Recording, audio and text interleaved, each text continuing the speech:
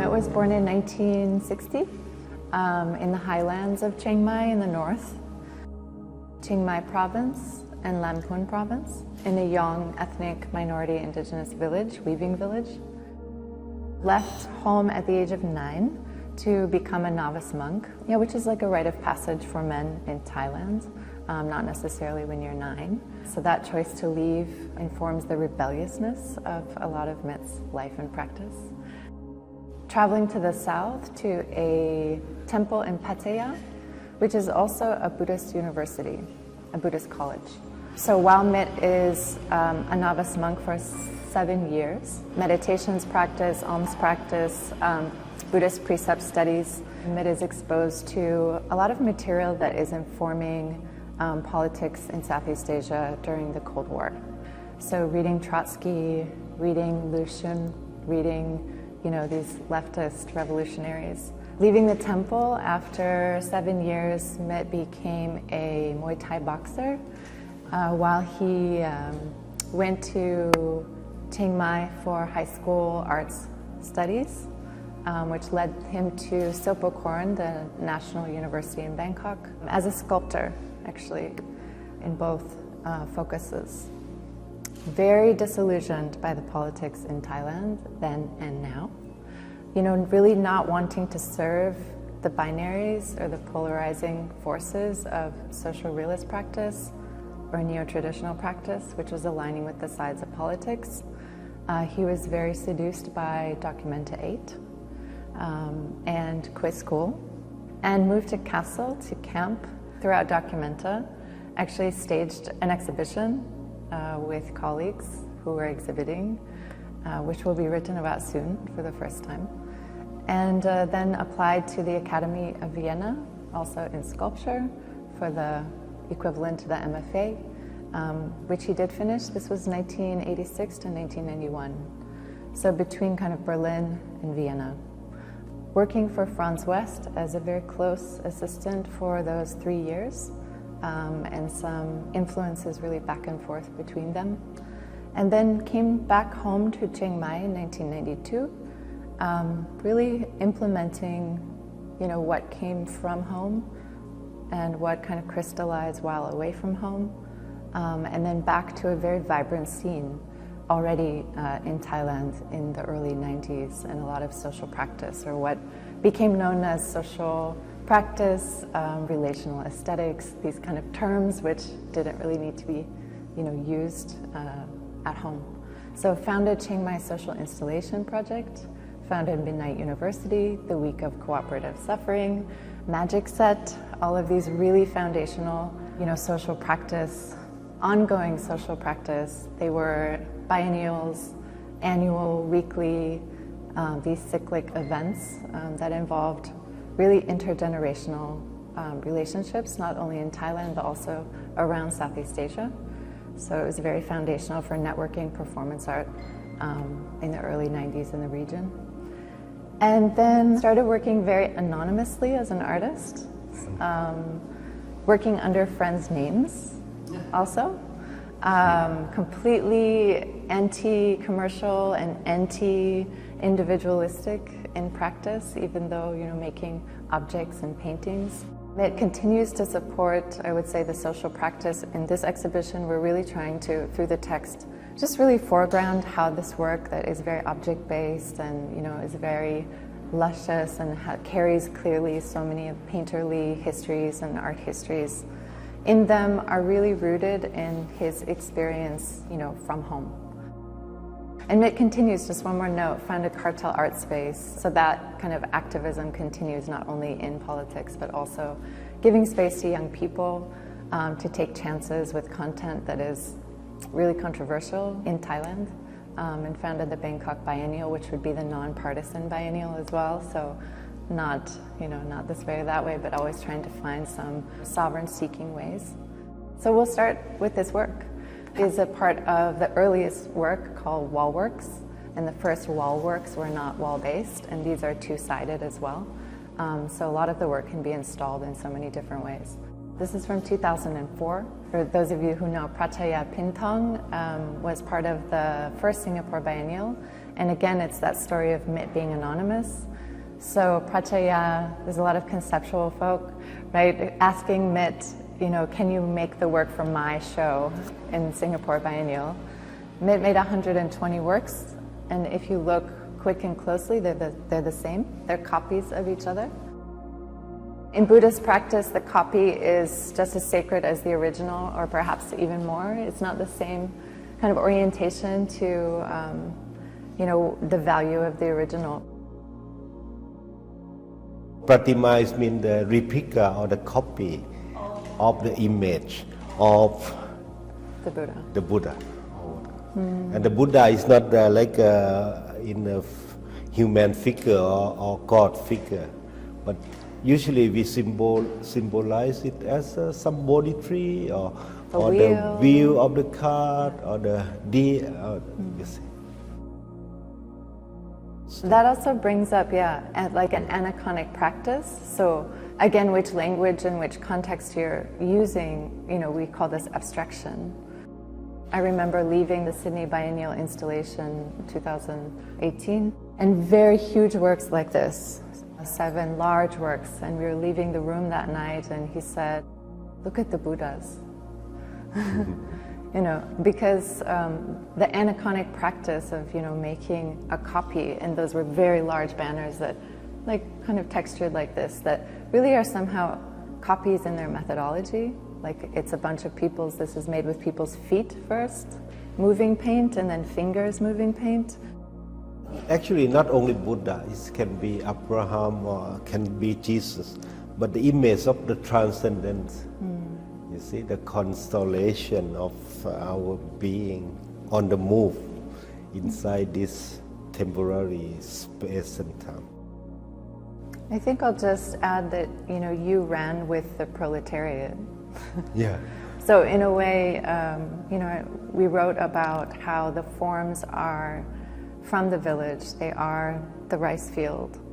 From the temple, they are the monk's robes. So the field and the robe are from patchworks, and they were from scraps of donations, and the field itself is a construct, of what a family, a social unit, will work for their needs, or later what they could afford when things were feudal.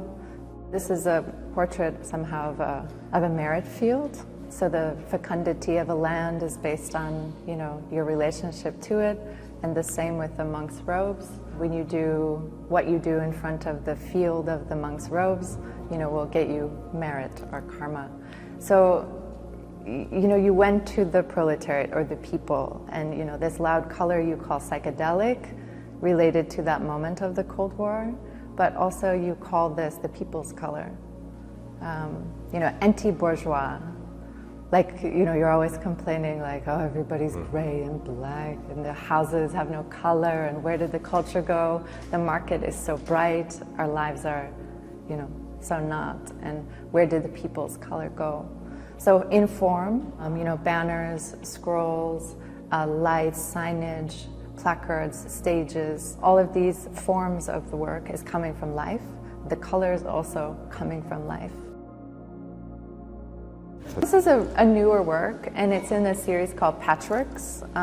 Even though what we were just at somehow is a patchwork, it's in the Wallwork series.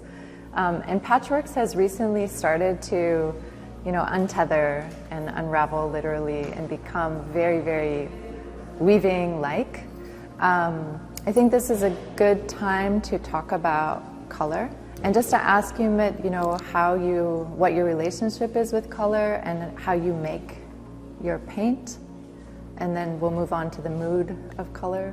You see, and the frustration of I'm a sculptor, learn or by heart, but I live with the paint.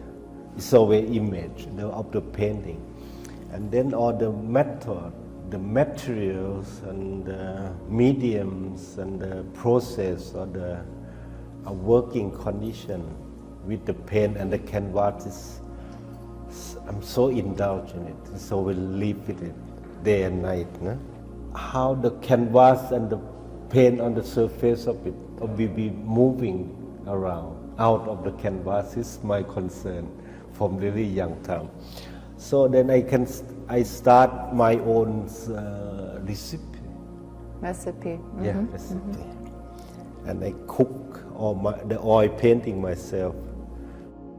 This series come up a little bit from the 90s because I love to put the two-sided canvas, how to make it work. This looks very much like if you visit Mitt's studio, there's very long tables, like about as long as this room, that look like this. So it looks like some science experiment where the volcanoes will erupt. And I really love the language that Mitt uses to talk about kind of agency and activation of color in the paint.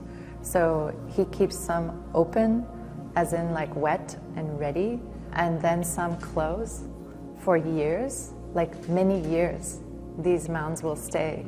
And when the color is time for that color, he'll open the color. And it's like dormancy, thinking about, sometimes depending on what, in a way we don't call them sculptures either, but what these things need based on the form they're going to take. The medium might be some sand or plaster or concrete or other things mixed into that. So for the pliability of the need of that work.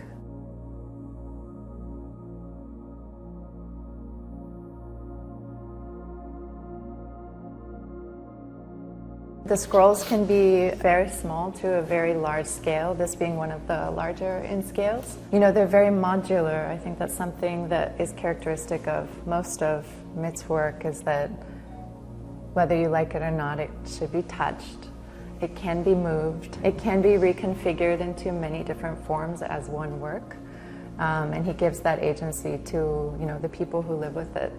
And so these sometimes are tightened straight, really coiled up, or it could be, we've exhibited them before almost as a screen that kind of undulates like a wall.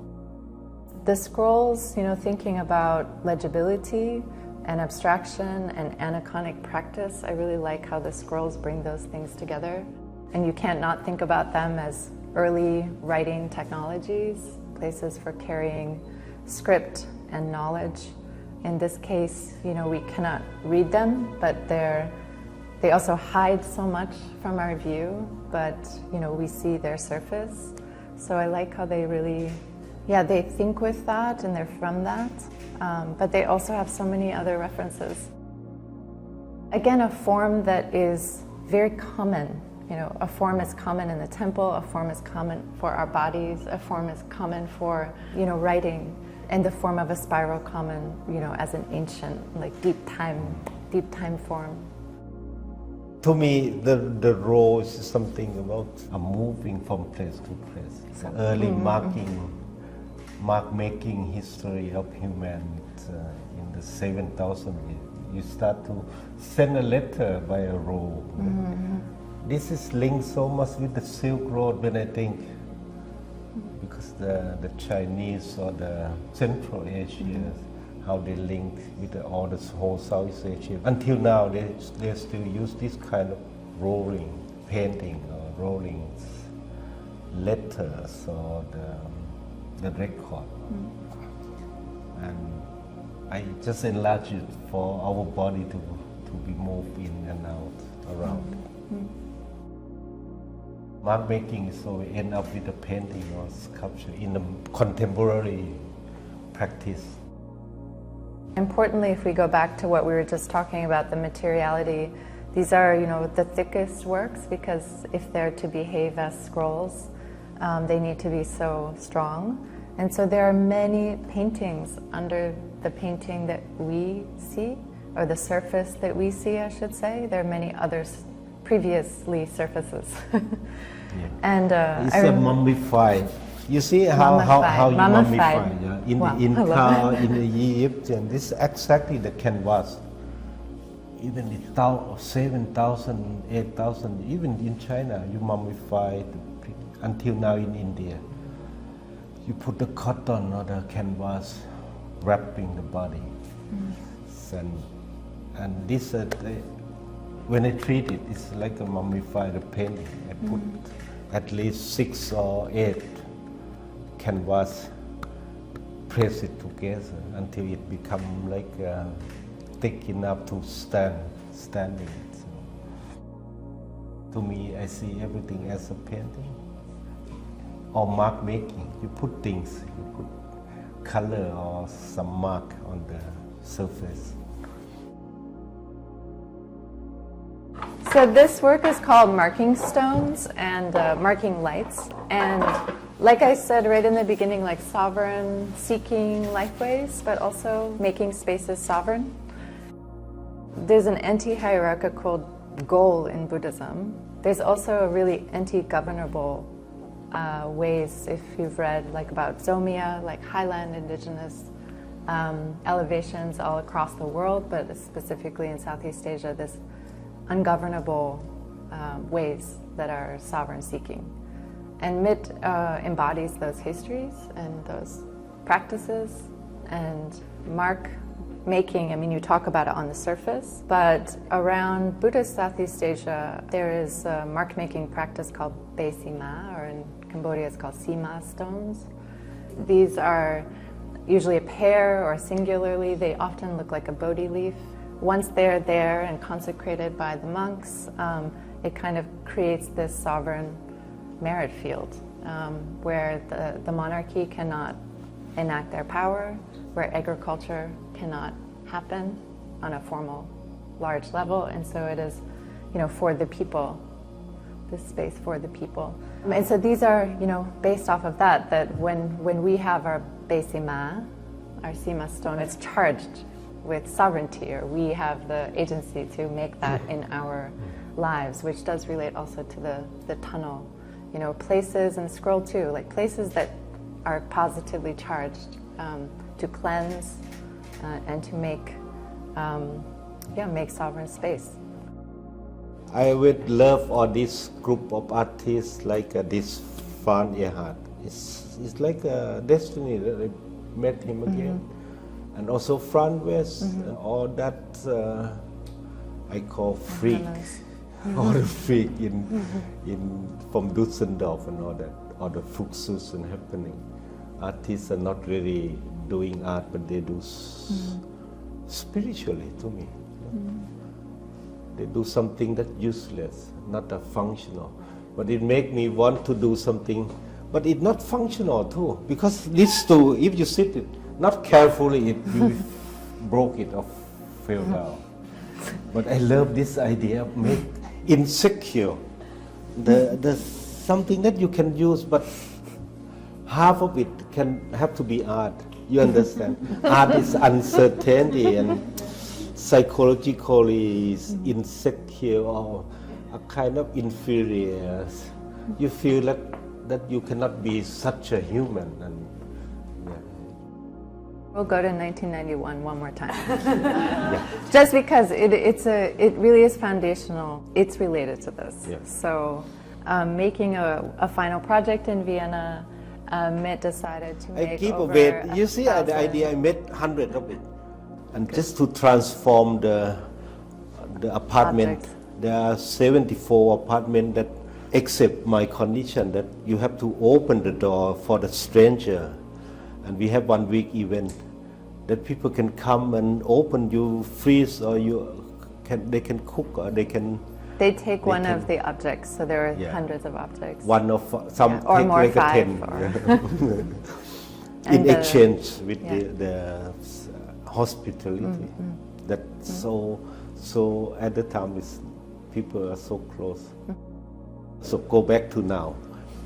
I visit my friend exhibition in PS1.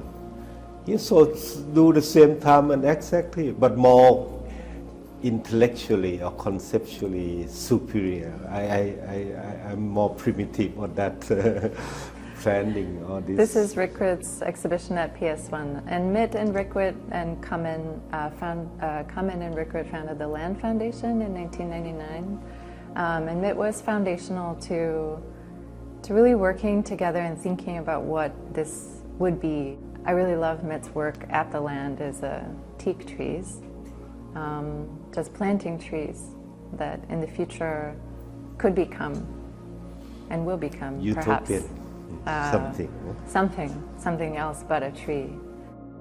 So it's called Vienna Apartments, and just to wrap that up, the exhibition poster, was basically a bunch of addresses and then these objects imaged on the back, and that was this flyer that really looks like, and you brought energy to something that was already happening, of course, in Thailand, but Chiang Mai social installation, the materials from that opening, is very similar.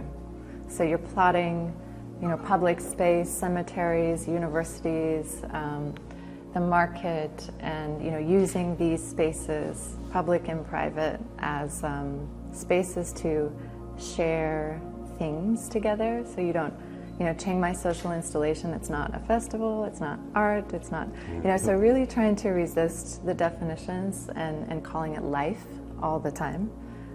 The Land Foundation too, for example, it's based on the rice field, it's based on the water in the rice field, everything conceptually that came from that is really based on living with the paddy. It's interesting as people start writing a bit more about, the cross-pollination of your time at home and then in Europe and then back at home, just how much was really there, but how much could happen away, and the relationships. For example, David Hammond's was in the first Chiang Mai social installation, this like rice stick, and these relationships we don't really look at so closely yet, but we will. For this exhibition, there's pledges. So often wherever this goes, people pledge to do good, and then every week one will be given away based on the one that's chosen. So put your pledge. When I work, I have to think about place and people. Goal to me is, in the modern term, is Eurocentric. But as a minority in the Southeast Asia and the Third World, goal is something preserved only for the ruler. This series is like a people war. I call it people war, people flags.